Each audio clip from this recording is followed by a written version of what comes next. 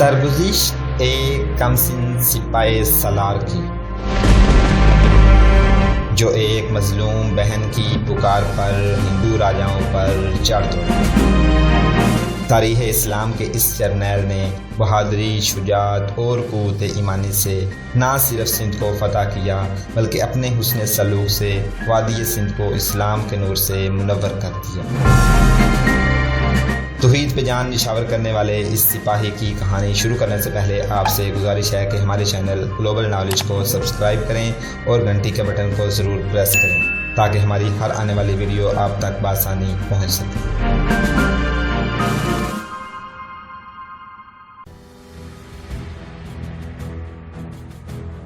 اس وقت جب محمد بن قاسم نیرون میں واپس آ گیا تھا، دو آدمی ایسے تھے جو راتوں کو سوتے بھی نہیں تھے۔ دونوں اس آواز کے منتظر رہتے تھے، محاذ سے قاصد آیا ہے۔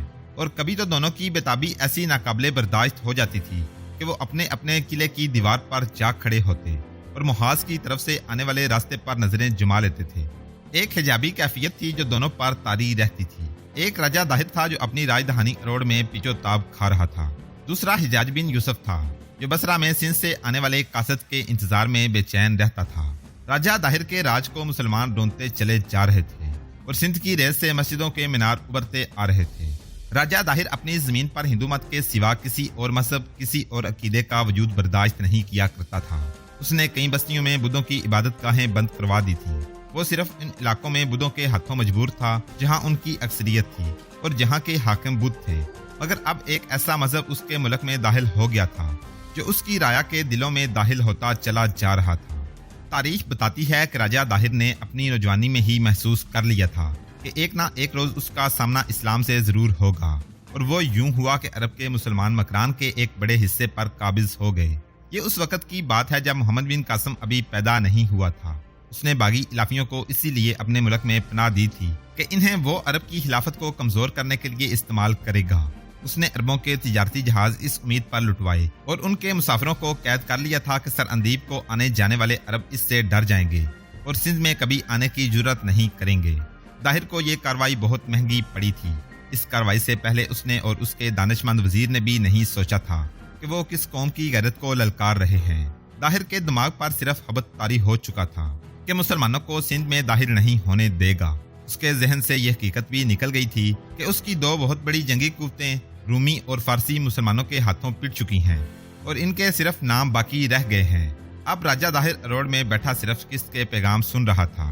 ہمیں شبنی دھوکہ دے گئے ہیں، راجہ داہر یہی رٹ لگا رہا تھا۔ مہاراج، اس کی بہن مائرانی نے جو اس کی بیوی بھی تھی، کہا، دیبل کا قلعہ دار تو شمنی نہیں تھا، وزیرائے تو ہمارا اپنا بھتیجا تھا۔ ایسا نہ سوچیں، اس طوفان کو روکیں، فوج اکٹھی کریں، اب میدان میں نکلنے کا وقت آ گیا ہے۔ کیا تم دیکھ نہیں رہی ہو کہ ہم کتنی فوج اکٹھی کر چکے ہیں؟ داہر نے کہا۔ تم طوفان کسے کہہ رہی ہو؟ محمد بن قاسم کی شکست میرے ہاتھوں لکھی ہے، کیا وہ ہمارے ہاتھیوں کا مقابلہ کر سکیں گے؟ مہاراج کی جے ہو، داہر کے وزیر بدہیمن نے کہا۔ آپ کی دہشت سے آپ کے دشمن کانپتے ہیں، لیکن آپ کا یہ غلام وزیر یہ کہنے کی جرات ضرور کرے گا کہ جس فوج کے سالار اتنی حسین اور دلکش لڑکیوں کو دھتکار دیتے ہیں وہ ہاتھیوں کا بھی مقابلہ کر سکتے ہیں۔ مسلمان شراب بھی نہیں پیتے، لیکن میں انہیں اروڑ تک نہیں پہنچنے دوں گا، راجہ داہر نے کہا۔ ابھی وہ ہمارے راجکمار جے سینا کے مقابلے میں نہیں آئے۔ میں عرب کی اس فوج کو ختم کر کے بدھوں کو غداری کی سزا دوں گا۔ سندھ میں ایک بھی بدھ زندہ نہیں رہے گا۔ وہ بولتے بولتے چپ ہو گیا، کچھ دیر سوچ کر بولا، کیا مجھے یہ بتانے والا کوئی بھی نہیں کہ عربی فوج اب کس طرف پیش قدمی کرے گی؟ یہ راز لینا بہت مشکل ہے، بدہیمن نے کہا۔ سیسم سے محمد بن قاسم اپنی فوج نیرون لے گیا ہے۔ ہمارا خیال تھا کہ وہ آگے آئے گا، لیکن وہ نیرون واپس چلا گیا ہے۔ راز عورت لے سکتی ہے، مائرانی نے کہا، یا پھر شراب ہے جو پتھر کے اندر چھپا ہوا راز بھی نکال سکتی ہے۔ مسلمان ان دونوں چیزوں سے دور رہتے ہیں۔ میں نے جو لڑکیاں بھیجی تھیں ان کا حسن زہریلے ناک کا زہر مار دیتا ہے، مگر ایک نوجوان سالار پر کچھ اثر نہیں ہوا۔ آئندہ کوئی لڑکی وہاں نہ بھیجی جائے، راجہ داہر نے کہا۔ رانی، تم اب اروڑ کی عورتوں کو عربی فوج کے خلاف لڑنے کے لیے تیار کرو۔ انہیں بتاؤ کہ بھاگنے یا اپنے آپ کو دشمن کی فوج کے حوالے کرنے یا اپنے مردوں کے پیچھے چھپنے کی بجائے مردوں کے دوش بدوش لڑنے کے لیے تیار ہو جاؤ۔ انہیں بتاؤ کہ دشمن کس قسم کا ہے، اور اگر تم بزدل بنی رہی تو تم مسلمانوں کے بچے جنو گی۔ ان کے خون کو گرماؤ رانی، انہیں کہو کہ جب تک سانس چلتا رہے لڑنا ہے، ان کی غیرت کو بھڑکاؤ۔ میں عورتوں کی ایک فوج تیار کر سکتی ہوں مہاراج، مائرانی نے کہا۔ اور تم بدہیمن، راجہ داہر نے اپنے وزیر سے کہا، بیٹ کو کوئی عقل والا آدمی بھیجو جو دسائیوں کو بتائے کہ مسلمانوں نے نیرون کے بعد سیستان اور سیسم کے قلعے بھی لے لیے ہیں، اور وہاں کے اور ان کے ارد گرد کے علاقوں کے لوگ جو ہماری رایا تھے اب عرب کے مسلمانوں کی رایا بن گئے ہیں۔ اسے کہو کہ اپنے لوگوں کو فوج میں بھرتی کرو اور مسلمانوں کی فوج پر عقب سے حملہ کرنے کے لیے تیار رہو۔ تم خود جانتے ہو کیا کہنا ہے، اور تم یہ بھی جانتے ہو کہ دسائیوں ہمارا وفادار حاکم اور دوست ہے، وہ پیٹ نہیں دکھائے گا۔ بیٹ رن کچ کا ایک بڑا قلعہ تھا، اس زمانے میں رن کچ کشہا کہلاتا تھا۔ یہ تمام علاقہ نشیبی تھا، اس لیے اسے وادی کہتے ہیں۔ اس علاقے کا حاکم راجہ دسائیوں تھا، اسے راجہ داہر نے ہی حاکم بنایا تھا، لیکن وہ خود محتاط تھا اور راجہ داہر کا ایک بازو بنا ہوا تھا۔ اس کے دو بیٹے تھے، ایک کا نام راسل اور دوسرے کا نام موکو تھا۔ وہ راسل کا چھوٹا بھائی تھا اور جوان تھا۔ دونوں بھائی تیز زن شہسوار اور میدان جنگ میں دشمن کے چھکے چھڑا دینے کی اہلیت اور جرأت رکھتے تھے۔ موکو اپنے بڑے بھائی راسل سے مختلف فطرت کا آدمی تھا، وہ اپنی رایا سے محبت کرتا تھا۔ اس کی یہ عادت اس کے باپ اور بھائی کو پسند نہیں تھی۔ وہ موکو کے دماغ میں یہ بات ڈالنے کی کوشش کرتے رہتے تھے کہ رایا راجہ اور حاکم کی غلام اور محتاج ہوتی ہے، اور یہ کہ رایا کو روٹی دینے کی بجائے اس کے آگے روٹی پھینکنی چاہیے۔ موکو کو یہ باتیں اچھی نہیں لگتی تھیں۔ موکو کی شادی کی باتیں ہونے لگیں۔ اس کی ہونے والی دلہن حاکموں کے خاندان سے تھی، لیکن موکو نے شادی کا وعدہ کسی اور سے کر رکھا تھا۔ وہ لڑکی ان کی رایا میں سے تھی اور وہ فوج کے معمولی سے عہدیدار کی بیٹی تھی۔ موکو سے وہ ملتی ملاتی رہتی تھی۔ موکو نے اپنے باپ کو بتایا کہ وہ اس لڑکی کے ساتھ شادی کرے گا، تو باپ پریشان ہو گیا۔ اس نے موکو کو پیار سے سمجھایا، پھر دھمکیاں دیں کہ اسے راج کی جانشینی سے محروم کر دیا جائے گا۔ مجھے اس لڑکی کے ساتھ جنگل میں اور جھونپڑے میں رہنا پڑا تو رہوں گا، موکو نے باپ سے کہا۔ مجھے راج سے نہیں، اس لڑکی سے محبت ہے۔ دسائیوں نے لڑکی کے باپ سے کہا کہ وہ اپنی بیٹی کو راجکمار سے ملنے سے روکے، ورنہ اسے فوج کی عہدیداری سے محروم کر دیا جائے گا۔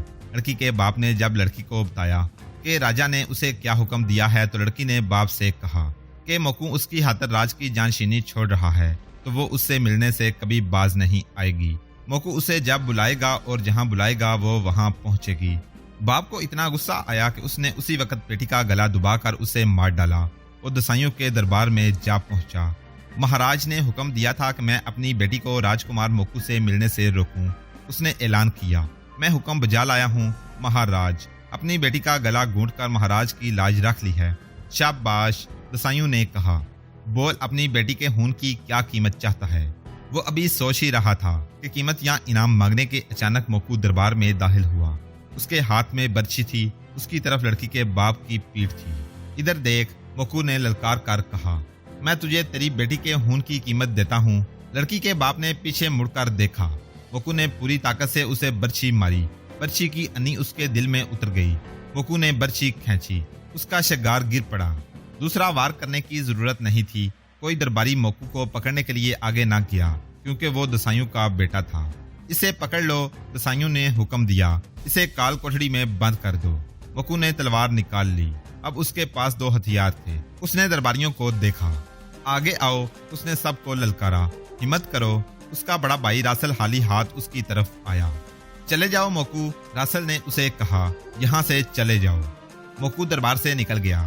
اس نے باپ سے کہہ دیا تھا کہ اسے کال کوٹڑی میں بند کرنے کے لیے پکڑنے کی کوشش کی گئی تو اس کا نتیجہ بہت برا ہوگا۔ موکو لوگوں میں ہر دل عزیز تھا۔ دسائیوں اور راسل کو یہ خطرہ نظر آنے لگا کہ موکو کے خلاف کوئی کارروائی کی گئی تو لوگ اس کے ساتھ ہو کر بغاوت نہ کر دیں۔ لڑنے والے جنگجو تھے، وہ بھی موکو کو بہت پسند کرتے تھے۔ موکو نے اپنے باپ اور بڑے بھائی سے کہا کہ اسے الگ کر دیا جائے، ورنہ وہ ان کے لیے مصیبت بن جائے گا۔ دسائیوں اور راسل نے آپس میں صلح مشورہ کر کے یہی بہتر سمجھا کہ کچھ علاقہ موکو کو دے کر اسے الگ کر دیا جائے۔ چنانچہ اسے سورت کا علاقہ دے دیا گیا۔ یہ علاقہ رن کچ کا ہی حصہ تھا۔